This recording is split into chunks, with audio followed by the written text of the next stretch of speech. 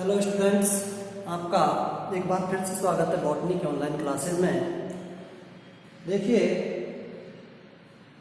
Last class तक हम RNA के प्रकार के बारे में पढ़ रहे थे और हमने वहाँ पर आरएनए के जो प्रकार थे वो कंप्लीट कर लिए थे।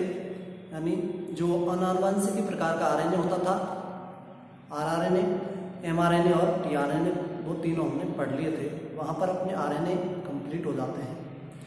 इसके बाद आज हमें पढ़ना है, अपना आज का टॉपिक है डीएनए रेप्लिकेशन। क्या है? DNA replication.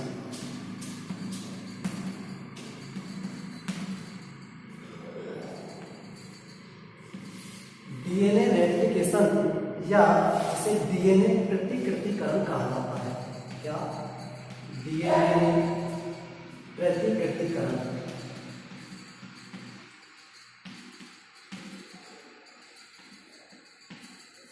दिखाई दे रहा है ना यहाँ पर? दिखाइए, डीएनए प्रतिकृतिकरण या डीएनए दे रहा है ना, डीएनए रेप्लिकेशन। देखिए, डीएनए रेप्लिकेशन के बारे में आज हमें पढ़ना है। तो डीएनए में यह गुण पाया जाता है कि यह अपनी प्रतिकृति बनाता है। क्या बनाता है? अपने समान दूसरी नई कॉपियां या प्रतिकृति बनाने की इसमें क्षमता होती है, जिसे क्या कहा जाता है? डीएनए प्रतिकृतिकरण कहा जाता है। अर्थात डीएनए के पास यह क्षमता मौजूद है कि यह अपने जैसे और डीएनए अणुओं को प्रकट कर सकता है या उत्पन्न कर सकता है। किसके द्वारा? प्रतिकृतिकरण, रेप्लिकेशन के द्वारा, जिसे डीएनए रेप्लिकेशन कहा जाता है। डीएनए रेप्लिकेशन बहुत ही महत्वपूर्ण है, क्योंकि जब डीएनए का द्विगुणन हो जाएगा, इससे क्या होता है? रेप्लिकेशन के द्वारा डीएनए का द्विगुणन होता है, यानी डीएनए के एक अणु से डीएनए के दो अणु बनते हैं। अब जब डीएनए के दो अणु बन जाएंगे तो फिर कोशिका क्या है? विभाजन होगा कोशिका में। तो सेल डिवीजन के लिए बहुत ही इंपॉर्टेंट है डीएनए रेप्लिकेशन। और अगली संतति कोशिकाओं में जाता है। साथ ही जब गैमीट का फॉर्मेशन होता है, यानी युग्मक निर्माण होता है, उनमें भी डीएनए जाएगा और रेप्लिकेशन के द्वारा एक कॉपी चली जाएगी वहाँ पर अगुणित प्रकार की, और एक तरह से आनुवंशिकी में भी महत्वपूर्ण भूमिका निभाता है। तो डीएनए रेप्लिकेशन बहुत ही इंपॉर्टेंट है। क्या है ये? अभी बताया। यानी डीएनए में यह गुण पाया जाता है कि वह अपने समान दूसरी कॉपियां तैयार कर सकता है, या डीएनए की जो डीएनए में यह गुण है कि वह एक से अधिक कॉपियां बनाता है अपनी। जैसे एक डीएनए का ये अणु है, ये खुलेगा इसका और इस तरह से दो शाखाएं पॉलीन्यूक्लियोटाइड स्ट्रक्चर हो जाएंगी, और फिर इधर ये संश्लेषण होगा डीएनए का, इधर हो जाएगा एक डीएनए से और दो डीएनए के अणु बनेंगे। ये अपन डिटेल में पढ़ने वाले हैं यहाँ पर। तो सबसे पहले तो ये हमें पता चल गया कि डीएनए रेप्लिकेशन या डीएनए प्रतिकृतिकरण क्या है। यानी डीएनए की एक अणु से या डीएनए के एक अणु से दो अणु बनना, या डीएनए की एक प्रति से दो प्रतियां या दो लिपि तैयार होना, दो प्रतिलिपिकरण कहलाएगा या प्रतिकृतिकरण क्या कहलाएगा? डीएनए रेप्लिकेशन या प्रतिकृतिकरण कहलाता है। तो सबसे पहले हमें ये देखना है कि डीएनए रेप्लिकेशन या डीएनए प्रतिकृतिकरण में क्या क्या रिक्वायरमेंट्स होंगी, यानी किन किन पदार्थों की आवश्यकता होती है या किन किन एंजाइम्स की आवश्यकता होती है। तो देखिए, सबसे पहले तो डीएनए रेप्लिकेशन में या डीएनए प्रतिकृतिकरण में जो एंजाइम जिम्मेदार होते हैं वो देखिए। पहला है डीएनए, तो helicase enzyme.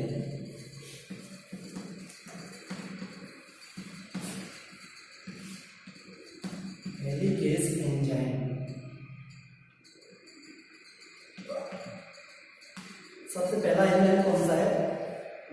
DNA helicase enzyme.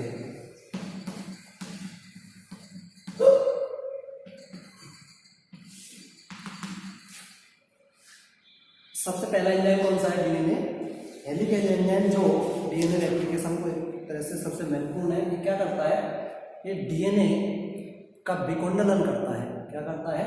DNA का विकुंडलन करता है।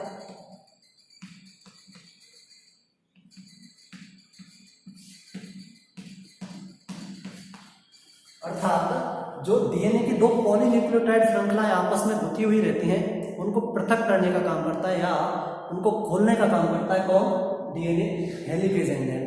भाई डीएनए में दो पॉलीन्यूक्लियोटाइड श्रृंखलाएं आपस में गुथी हुई रहती हैं तो उनको खोलने का काम करता है कौन? DNA helicase enzyme. ठीक है, इसका काम पता चल गया। डीएनए हेलिकेज एंजाइम क्या करेगा? जो डीएनए का कुंडल है उसको खोलने का काम करता है। इसके बाद दूसरा एंजाइम, दूसरा क्या है? एसएसबी प्रोटीन या एकल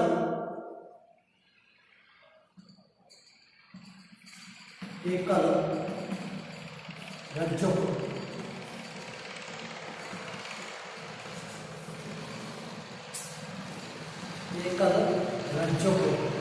बंधित protein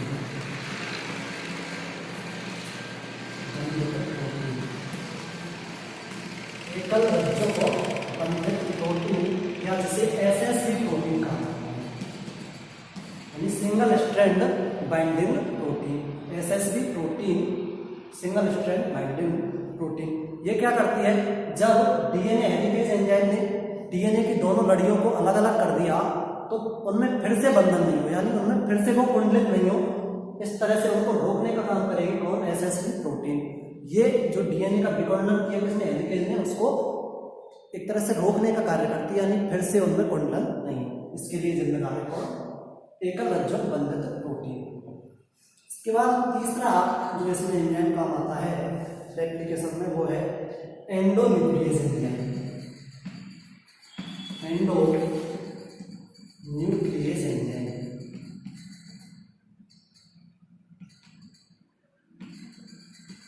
endonuclease enzyme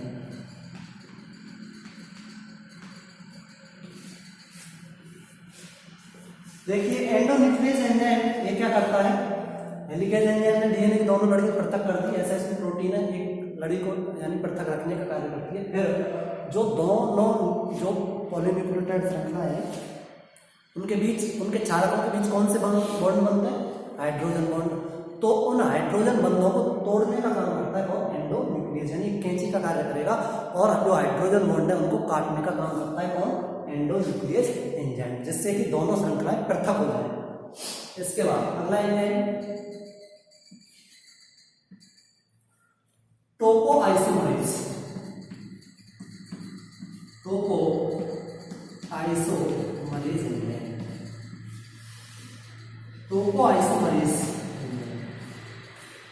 topoisomerase enzyme क्या होता है?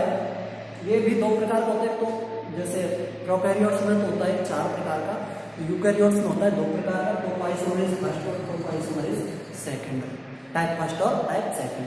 ये क्या करता है? जो जैसे टाइप फर्स्ट है ये केवल एक जो न्यूक्लियोटाइड, पहले तो समझ लो टोपोआइसोमरेज करेगा क्या?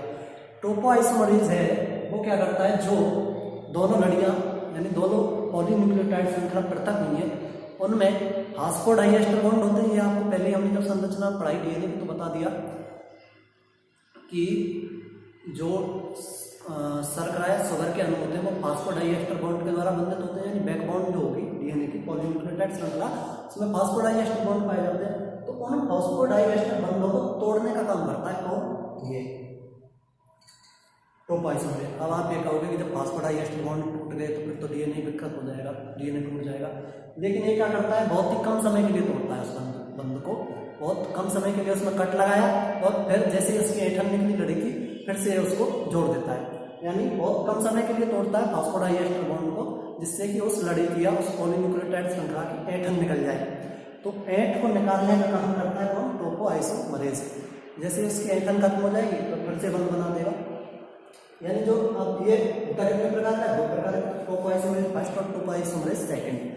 जो फर्स्ट है ये तो एक बार में एक ही पॉलीन्यूक्लियोटाइड श्रृंखला पे कट मारता है, जबकि जो टोपोआइसोमरेज सेकंड है वो एक बार में दोनों पॉलीन्यूक्लियोटाइड श्रृंखलाओं पर कट मारता है और साथ में ऐंठन निकलने के बाद फिर से फास्फोडाइएस्टर बॉन्ड बन जाते हैं। ये टोपोआइसोमरेज एंजाइम। इसके बाद अगला एंजाइम होता है भाई कौन सा? DNA polymerase. DNA polymerase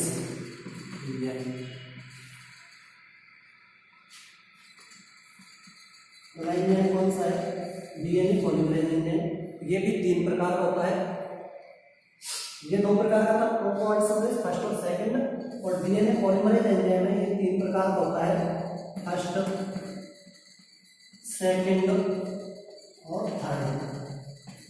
DNA polymerase first, DNA polymerase second, DNA polymerase third, 3 प्रकार का होता है। जो डीएनए पॉलीमरेज फर्स्ट है वो तो क्या करता है? डीएनए रिपेयर का कार्य करता है, यानी डीएनए की मरम्मत का कार्य करेगा कौन? डीएनए पॉलीमरेज फर्स्ट क्या करता है? डीएनए रिपेयर का कार्य करता है, अर्थात डीएनए की मरम्मत का कार्य करता है। इसी प्रकार जो डीएनए पॉलीमरेज सेकंड है ये रिपेयर में हेल्प करता है डीएनए पॉलीमरेज फर्स्ट के साथ मिलकर के, और डीएनए की मरम्मत में क्या करेगा? सहायता करेगा। जबकि जो डीएनए पॉलीमरेज थर्ड है ये रेप्लिकेशन में प्रमुख भूमिका निभाता है। ये क्या करता है? जब डीएनए का रेप्लिकेशन प्रारंभ होता है तो उसके लिए किसकी आवश्यकता पड़ती है? प्राइमर्स की आवश्यकता पड़ती है। किसकी? प्राइमर। किसकी? प्राइमर की आवश्यकता पड़ती है डीएनए रेप्लिकेशन को स्टार्ट करने के लिए। तो प्राइमर के रूप में यहाँ पर काम आता है आरएनए। क्या? आरएनए प्राइमर काम आते हैं, जिसमें 50 से 100 न्यूक्लियोटाइड लंबे प्राइमर होते हैं। ये एक तरह से जो रेप्लिकेशन है डीएनए का उसको स्टार्ट करते हैं। डीएनए प्रतिकृति को स्टार्ट करने के लिए क्या जरूरत होती है? आरएनए प्राइमर की। तो उस आरएनए प्राइमर के OH सिरे से, इसके आरएनए प्राइमर के OH सिरे से फिर किसको? न्यूक्लियोटाइड्स जो है उनको जोड़ने का काम करता है कौन? न्यूक्लियोटाइड।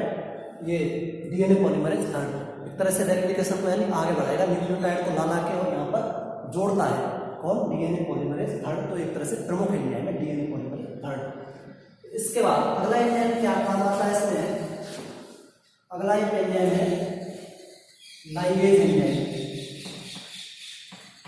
लाइगेज, ये डीएनए लाइगेज एंजाइम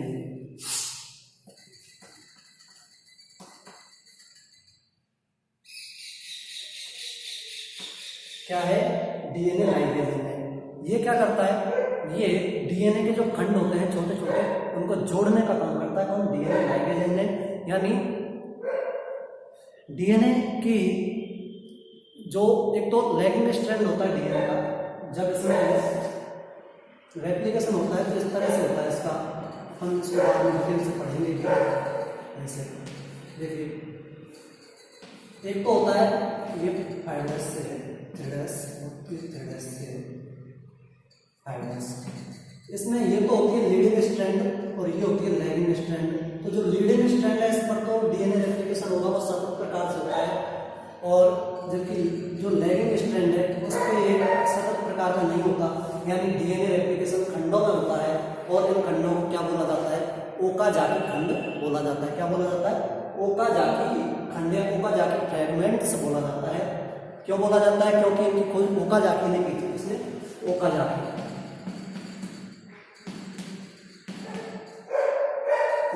ने खंडों की खोज की थी। इन्होंने क्या बताया कि जो डीएनए की लैगिंग, ये तो लीडिंग स्ट्रैंड है यानी अग्रगामी, और ये क्या है? पश्चिमामी या लैगिंग स्ट्रैंड। तो इन्होंने क्या बताया कि लैगिंग स्ट्रैंड पर डीएनए का जो प्रतिकृतिकरण है वो सतत रूप से नहीं होता बल्कि खंडों में होता है, और इन खंडों को इनके सम्मान में ओकाजाकी सम्मान में ओकाजाकी खंड कहा जाता है। अब जब इन खंडों यहाँ पर खंडों होता है तो इसमें क्या है? गैप बन जाते हैं, या फिर जब डीएनए यहाँ पर जैसे रेप्लिकेशन स्टार्ट हुआ तो किससे होता है? आरएनए प्राइमर से। तो जब ये डीएनए बनेगा तो फिर प्राइमर को यहाँ से हटाना पड़ेगा, तो यहाँ से खंड बना, यानी जो बचे हुए खाली स्थान है, बचे हुए खाली स्थान उनको भरने का काम कौन करता है? ये यानी रिपेयर का काम करता है डीएनए पॉलीमरेज फर्स्ट और सेकंड। तो फिर जब इनको जोड़ने का, ये जो खंड है इनको जोड़ने का काम कौन करेगा? Ligase enzyme. कौन सा?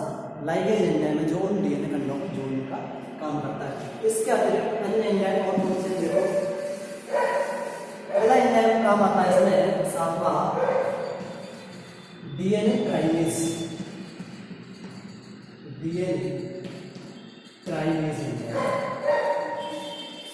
डीएनए प्राइमेज एंजाइम ये काम कहाँ आता है? डीएनए प्राइमेज जैसे अभी हमने बताया तो डीएनए में लीडिंग स्ट्रैंड होगी और एक लैगिंग स्ट्रैंड होगी। जब यहाँ पर इस लीडिंग स्ट्रैंड पर सबसे पहले क्या बनता है, आरएनए प्राइमर आकर जुड़ता है।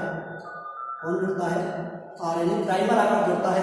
तो इस आरएनए प्राइमर के संश्लेषण के लिए, इस आरएनए प्राइमर को जो जोड़ने का काम है उसके लिए, इस आरएनए प्राइमर का निर्माण कैसे होता है, इसके लिए जो जिम्मेदार होता है वो होता है DNA dependent RNA polymerase. DNA dependent RNA polymerase enzyme इसके यहाँ पर निर्माण के लिए जिम्मेदार होता है।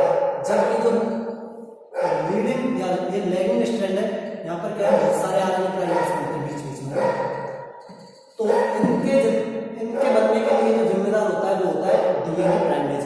यानी इधर जो लीडिंग स्ट्रैंड है इसके लिए तो DNA dependent RNA polymerase primer का निर्माण करता है यहाँ पर, तो और जो लैगिंग स्ट्रैंड है इस पर प्राइमर का निर्माण कौन करता है, डीएनए प्राइमेज एंजाइम करता है। तो ये तो प्रमुख एंजाइम है जो डीएनए रेप्लिकेशन में काम आएंगे। डीएनए रेप्लिकेशन में कौन से, डीएनए हेलिकेज एंजाइम जो कि कुंडल को खोलने का कार्य करेगा। एकल रज्जु बंधित प्रोटीन या एसएस प्रोटीन कहते हैं, सिंगल स्ट्रैंड बाइंडिंग प्रोटीन। ये क्या है, जो बाइंडिंग खुली है डीएनए की उसको पृथक रखने का कार्य करती है। इसके बाद एंडोन्यूक्लियस एंजाइम है, ये हाइड्रोजन बॉन्ड को काटने का कार्य करेगा जिससे कि डीएनए की दोनों श्रृंखलाएं एक दूसरे से पृथक हो जाए। इसके बाद टोपोआइसोमरेज है, जो डीएनए की टेंशन है या डीएनए में तनाव है उसको निकालने का काम करता है। टोपोआइसोमरेज एंजाइम फॉस्फोडाइएस्टर बॉन्ड को तोड़ के। इसके बाद DNA polymerase DNA polymerase enzyme 3 प्रकार का होगा, फर्स्ट, सेकंड और थर्ड। फर्स्ट डीएनए रिपेयर में हेल्प करता है, सेकंड भी इसमें हेल्प करेगा, और जो थर्ड एंजाइम है डीएनए पॉलीमरेज थर्ड, ये न्यूक्लियोटाइडों को एक तरह से जोड़ने का काम करता है, न्यूक्लियोटाइडों को लाने का काम करेगा। इसके बाद डीएनए लाइगेज एंजाइम है जो डीएनए के खंडों को जोड़ने का कार्य करता है, और डीएनए प्राइमेज एंजाइम है जो आरएनए के प्राइमर के निर्माण के लिए जिम्मेदार होता है। कहाँ पर, जो लैगिंग स्ट्रैंड है उस पर। इसके बाद अन्य इसमें जैसे कि एंजाइम हो गए, और इसमें क्या जरूरत होगी, 4 प्रकार के न्यूक्लियोटाइड होते हैं। कौन से, इसमें डीएटीपी, ये तो एंजाइम हो गए। इसके अतिरिक्त क्या जिम्मेदार होंगे, इसमें 4 प्रकार के डीऑक्सीराइबो न्यूक्लियोटाइड होते हैं। कौन से, ये साफ कर रहा हूँ मैं एंजाइम के अतिरिक्त, ये तो होंगे जिम्मेदार जितने एंजाइम हमने पढ़े हैं ये। इसके अतिरिक्त और क्या आवश्यकता होगी डीएनए की रेप्लिकेशन में, एक तो प्राइमर्स की आवश्यकता पड़ेगी। प्राइमर्स के रूप में यहां पर क्या होगा, आरएनए प्राइमर काम में लिया जाता है। जब डीएनए का जैविक रूप से रेप्लिकेशन होता है यानी जंतुओं में, तो उसके लिए काम में जो प्राइमर्स आते हैं वो आरएनए पॉलीमरेज या आरएनए प्राइमर्स काम में आते हैं। कौन से, आरएनए प्राइमर्स। अभी तो मैं बताया आरएनए प्राइमर्स की लंबाई लगभग 50 से 100 न्यूक्लियोटाइड लंबे होते हैं जब जंतुओं में यानी जीवों में डीएनए रेप्लिकेशन होता है। अगर डीएनए का रेप्लिकेशन हम बाहर कर रहे हैं यानी कृत्रिम रूप से कर रहे हैं, तो डीएनए प्राइमर्स के रूप में आरएनए प्राइमर्स या डीएनए प्राइमर दोनों जब काम आ सकते हैं। अगर हम जैसे जो डीएनए फिंगरप्रिंटिंग होती है तब डीएनए का प्रतिकृतिकरण करते हैं तो डीएनए प्राइमर भी हो सकता है, जबकि जंतुओं में क्या होगा या प्राणियों में आरएनए प्राइमर काम आता है। इसके अतिरिक्त और क्या काम आएगा, 4 प्रकार के राइबोन्यूक्लियोटाइड होते हैं। कौन कौन से, तो डीईटीपी,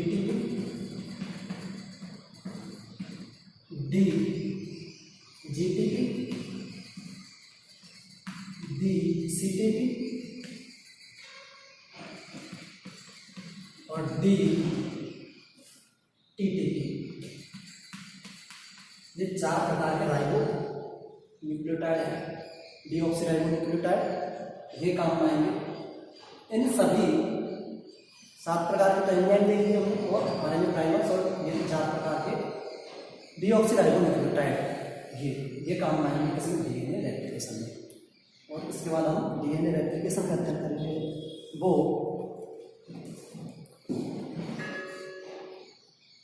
देखिए वो अपन नेक्स्ट क्लास में करेंगे। आज के लिए टाइम नहीं है, लेकिन ये ध्यान रखना जो डीएनए रेप्लिकेशन है बहुत ही फास्ट या बहुत ही तेज गति से होता है, यानी लगभग 1000 न्यूक्लियोटाइड